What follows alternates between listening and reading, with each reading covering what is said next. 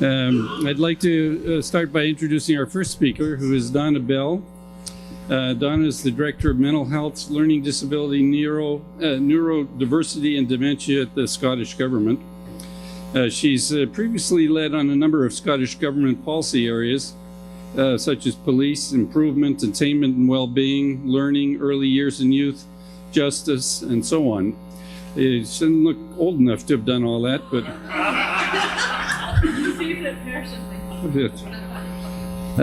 Anyways, she was educated at Glasgow and Edinburgh Universities and the University of California in Berkeley, so is part American apparently.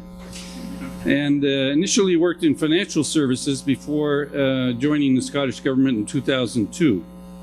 And I think I'll just introduce Charlie as well at the same time. Charlie McMillan is a human rights activist who has worked for and with people with a wide range of, from a wide range of excluded communities, including the LGBTQ minority, the people living with HIV/AIDS, disabled people, and people with learning disabilities. He's originally a social worker by trade and is committed to changing the world one step at a time. So. Okay, thank you very much for that introduction and for saying I looked young, which has made my day, pretty much. Charlie, you look very youthful, if that makes you feel better. I just want to give a brief introduction to Scotland and what kind of nation we are.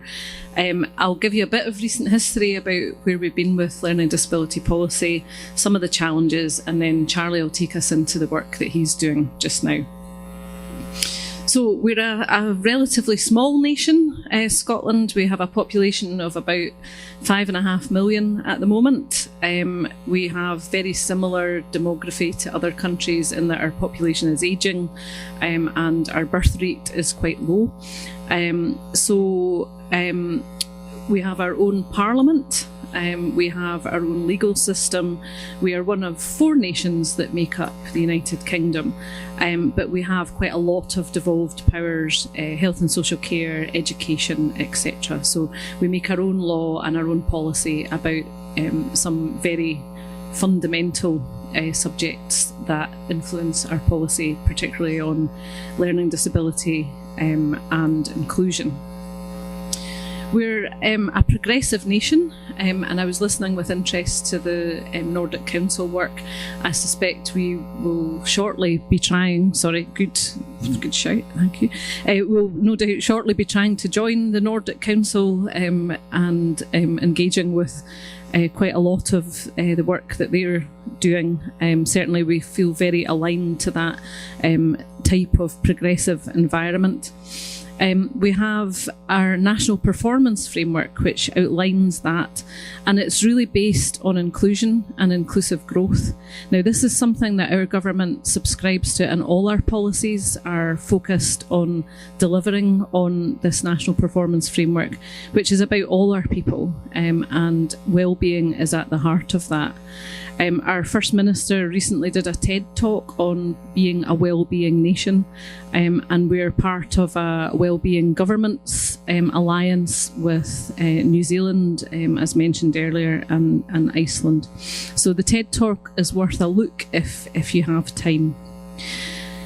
So our outcomes, I think, are they're very small there, but I think they are things that most of you would recognise. Our purpose sets out that we are seeking opportunities for all, and our values are set out there, and I think those are really important. And they talk about kindness, dignity and compassion for all our people, and that is something that we try to embody in all the work that we do. A bit of history about our work on learning disability. This here is Lennox Castle, which was our first facility for people with learning disabilities. It held 600 men and 600 women in segregated facilities, and I think you can see from it that it is not the most welcoming or warm places that you could imagine. That was opened in 1936. We have legislation that dates back to 1913 on the Mental Deficiency Act, which is clearly not language that we'd use now. And it was only really in the early 90s that we began to move on to a more community-based approach to supporting people with learning disabilities with the Community Care Act. And that was more about where people should live. I think we could really resonate with the presentation from our American colleagues earlier on about the focus on where people live and not really what they do and what is done to support them. That's changed certainly over the past 20 years, and we've had a huge amount of work to think more about how we are more rights-based and how we're person-centred in how we support our people. We deliver this through integrated health and social care partnerships, so our health service and our social care services are integrated. That works quite well in some areas, but not so well in other areas, and it's something that we want to continue to work on. In terms of people with learning disabilities in Scotland, we have over 21,000 adults and over 5,000 children with a learning disability recorded. Now, those are recorded learning disabilities. Certainly, we are not convinced that our data is complete or is correct.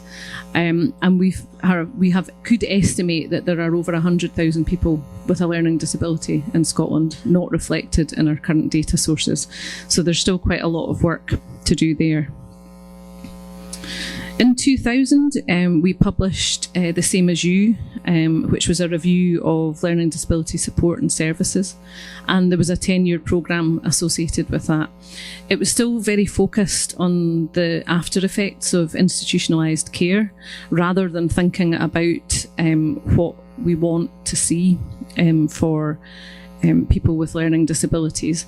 And that took us on to the Keys to Life strategy, published in 2013, where there's much greater focus on equalities and human rights, and a review of our legislation as well. Currently we have legislation on adults with incapacity and mental health legislation, which interact with each other, but which don't really, I think we are also considering our compliance with the CPRD at the moment, and Charlie will probably say a bit more about that when he speaks. Greater principles of choice, control and independence are at the root of the Keys to Life, and I think we have a lot of work to do. If I can, I would like to show you a short video, but I don't know if I can actually. Is that going to be possible? No, probably.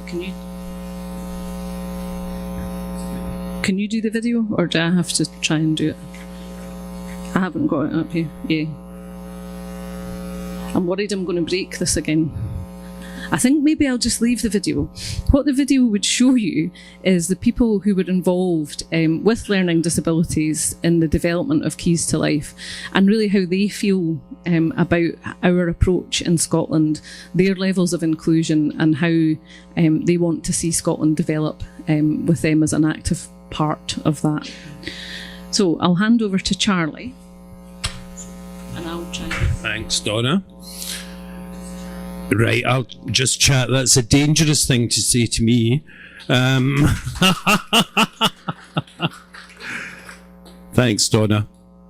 Yeah, the whole point of the Keys to Life, which I do have one copy with, this is the third part of the Keys to Life. This is the 6th year of the Keys to Life, and The Same As You, which was the policy before that, lasted 10 years. So we're 16 years into a national policy framework for people with learning disabilities, which I think it's testament to the commitment. There's still a lot to do, but there's been a huge amount of work done.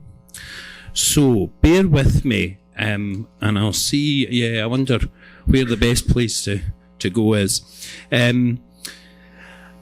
the organisation I represent, I'm the chief executive of the Scottish Commission. It used to be for learning disabilities, but as of Saturday, as I was leaving the country, we renamed the organisation. The board took the decision. We're now the Scottish Commission for People with Learning Disabilities. And everything that we do SCLD, which is our acronym, is about working in partnership with people with learning disabilities. I would never presume to speak for them, but I am informed by them, and if I say the wrong thing, I'll certainly be told that I've said the wrong thing. So I'm not speaking for people with learning disabilities, but I work in partnership with them on an ongoing basis. And this is our graphic representation of the organisation. In line with the Keys to Life, our whole goal as an organisation is to enable people with learning disabilities to achieve and sustain a state of well-being. It chimes absolutely with wider government policy, and it's what we are totally committed to. To achieve that state of well-being, we've got two pillars. One are fundamental human rights, inalienable human rights, and it's fantastic to be speaking in Washington and mentioning human rights. It's been a real emotional journey for me in terms of coming to Washington, but human rights are one of our pillars, and the other is safeguarding, because we know from our experience over decades that people with learning disabilities need to be safe, need to feel safe, need to experience safety. So those are our two pillars that hold up that well-being roof. But underpinning all that are our values as an organisation. And we've got 4 values as an organisation. That's respectful, inclusive, collaborative, and pioneering. Because if we're not pioneering as an organisation and working in partnership with people with learning disabilities, the danger is things won't change. So our values underpin absolutely everything we do. So what do we do? Well, here's my team. You'll see some of us wearing our best drag in that photograph. This was our annual Scottish Learning Disability Awards back in May. And as a team, we're committed to doing 3 things. We gather evidence. We look at research. We find out from people what their experiences are. And we use all of that evidence to inform the ongoing development of policy. And that could be the national policy in terms of the Keys to Life, or indeed local policy at local government level. We do that work because we believe, I don't know if my microphone's just given out, so if anybody can't hear me, please bear with me. We do that work because we believe in systems. Much has to change. Much has to change in terms of the system that people find themselves part of, but also in that wider picture. So that's the 3 things we do as an organisation. As I say, everything we do in partnership with people with disabilities. Now, Donna, when she asked me to focus it, I would say a bit about where we are now. And what I thought I would do is actually give you a brief summary of 2 people's stories. And the 2 people in question are both called Cameron. A good Scots name. And the guy on the left is Cameron Morgan. And Cameron Morgan is a really, really talented artist. He recently drew my portrait, and I have it hanging on my wall at home. And I'm really, really proud of that. It's a real deconstructionist view of me. I wish I got a photograph of it. Well, what I say, it's me on a good day. Me on a good day. So that's Cameron. But Cameron took my breath away last month when he told me at the age of 4 he was sent to a hospital. Not Lennox Castle, although he ended up there. But he went to a hospital called the Royal Scottish National Hospital. But that hospital was only a warehouse, and that was the word that we were using this morning in here. That was a warehouse for people with learning disabilities. And Cameron was there until the Community Care Act that Donna was speaking about in the early 1990s. And by that point, he'd found himself into Lennox Castle. Can you imagine living in Lennox Castle? That Gothic monstrosity. But that's where people with learning disabilities were expected to be. So in 1991, the Community Care Act, Cameron moved into the community. And people suddenly realised that what a talented artist he was. And I'm delighted to say that this week he's actually got an exhibition on in Belfast. He's an exhibiting artist and a man I hugely admire, but that was his life experience. And talk about trauma-informed care. You've got to remember that a lot of the trauma that happened because of state intervention. The second Cameron, the Cameron on the right, that's Cameron Smith. And I'm delighted to say he's a member of my team. And he works at the Scottish Commission for People with Learning Disabilities. And Eddie, I'm delighted to say he's a leader of, well, not just the future, because he's a leader now. My hope and aspiration for Cameron is that he will soon, maybe not the next time, but the time after, be the Chief Executive of the Scottish Commission for People with Learning Disabilities. He was educated in a mainstream school. He benefited from all of the changes that we made in Scotland, and he's an inspiration to me every day of my working life. And I believe he will be a senior leader. Somebody mentioned to me about senior jobs, senior management positions. Cameron, I would be proud to serve under any day. But that's the difference in Scotland. So you've got people of my generation, Cameron's, I think, a year younger than me. Cameron Morgan, brought up in hospital. Cameron Smith, working as part of a team. He's now doing training sessions, and the feedback and the evaluation we get it's eye-wateringly good. I wish I had half his talent and half his skills. Because where we are now as a country is we are focusing on the original versions of Keys to Life, and the same as you dealt with that post-institutionalisation world, getting people out of hospitals, looking at health. What we're talking about, it's about whole population. It's about the whole person, the whole system. What we're talking about is an asset-based approach. What can people with learning disabilities do? Not what they can't do, or as we say in Scotland, what they can't do, because there's been far too much about what they can't achieve in life. What we are talking about is about what people can achieve. And their ambitions are actually the foundation of the government policy.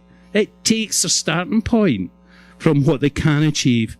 It's also about a human rights-based approach. And I think all of us as countries have much more to do in terms of ensuring people with learning disabilities, intellectual disabilities, whatever the terminologies we use, but ensuring everybody has access to their human rights and can actually work with that as a concept. We've got a huge amount of work to do. Far too often it's seen as the conventions, and it's tied up in acronyms, and it's meaningless for individuals. Human rights has as much impact on a person with learning disabilities as any other aspect. We've got a lot of work to be doing.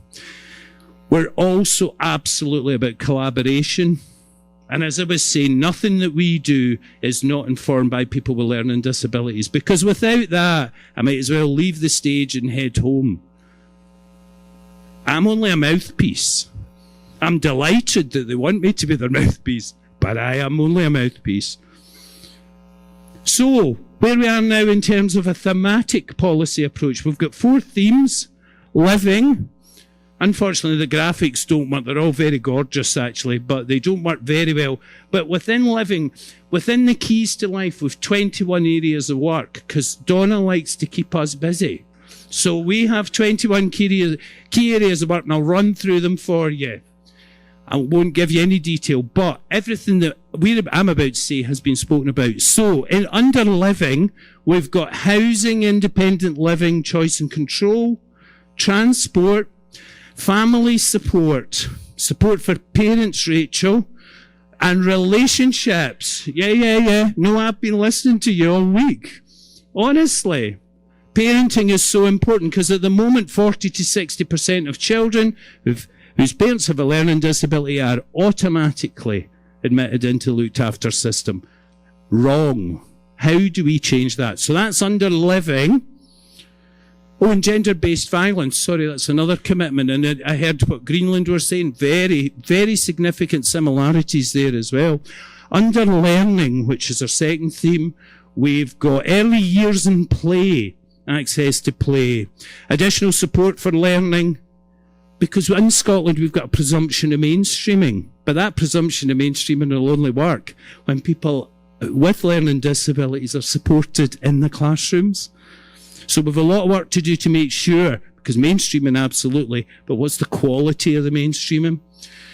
So looking at the in-school experience, we're also working with further and higher education. We've heard some amazing international examples about university courses for people with learning disabilities.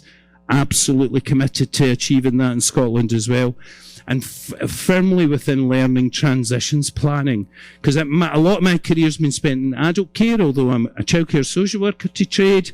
And everybody I'm now meeting talks about the cliff edge that people with learning disabilities fall off when they move into adult services. We've got to stop that.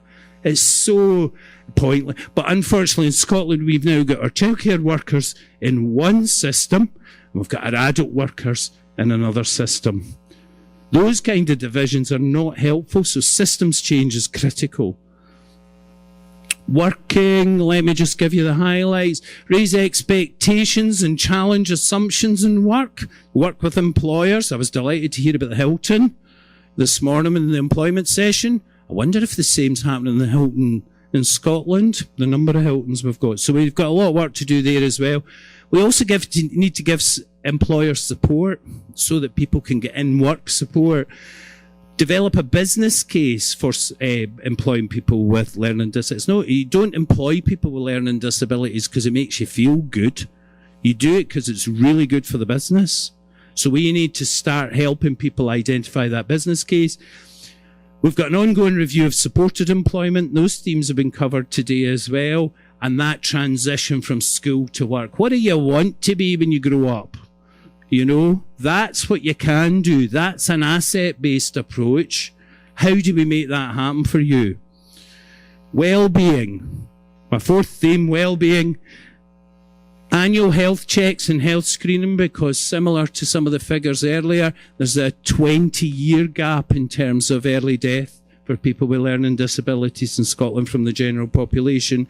Health promotion, cancer screening, positive approaches, positive support approaches.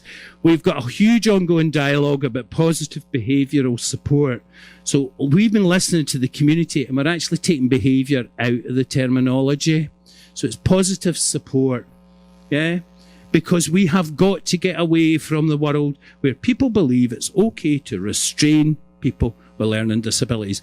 Because do you know what? If I was being told to do some of the things that folk that I know are told to do, I'd be challenging, you know? So we have to start using ourselves in these dialogues.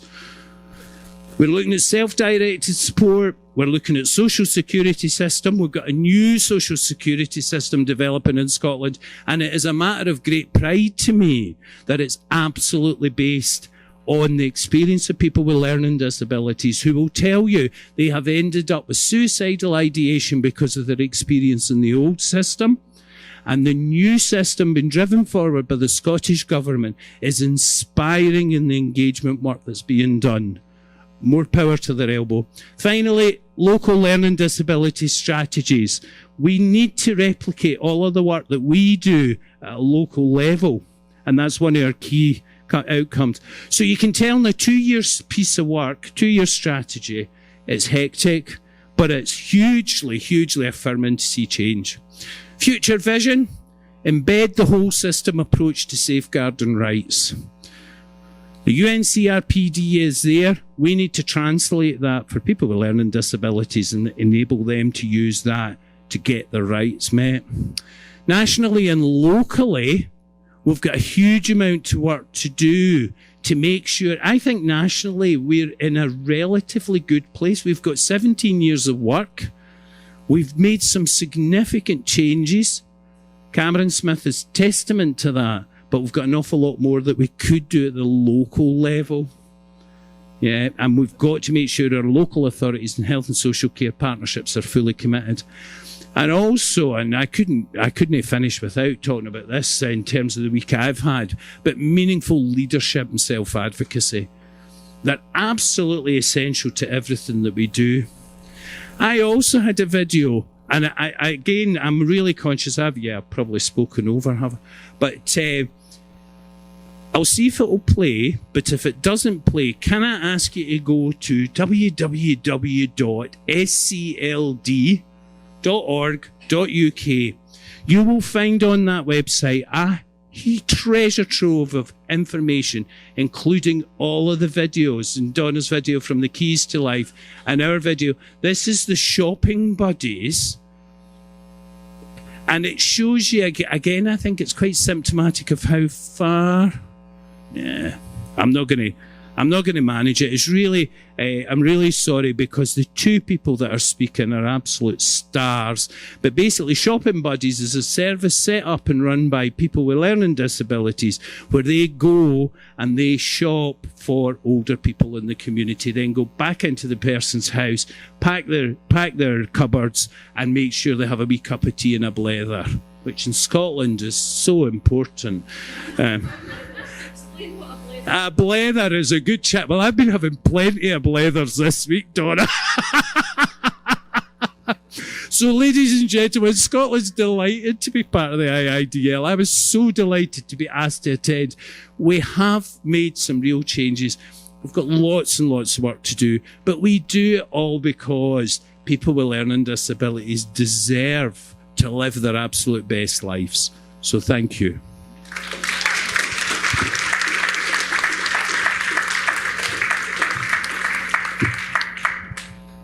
I'd just like to thank them for wrapping up a very intense day for most people. Oh.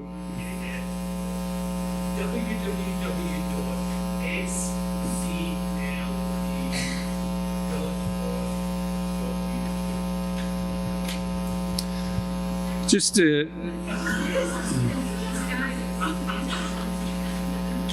I was struck by how many of the themes that were raised by this last presentation have come up at other times.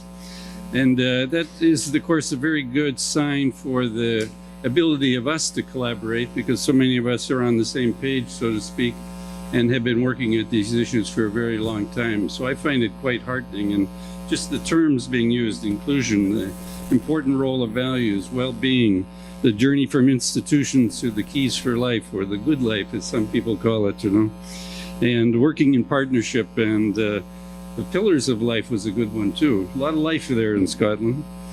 And pioneering and asset-based approaches and presumption of mainstreaming and rights. All sounds good. So great way to end the day. Now, tonight you're on your own. This is where you get to actually network. Make sure you come home tonight with a bigger network, because we're going to start at 8:30 first thing tomorrow morning, and it'd be nice to have you back all networked up. Thank you.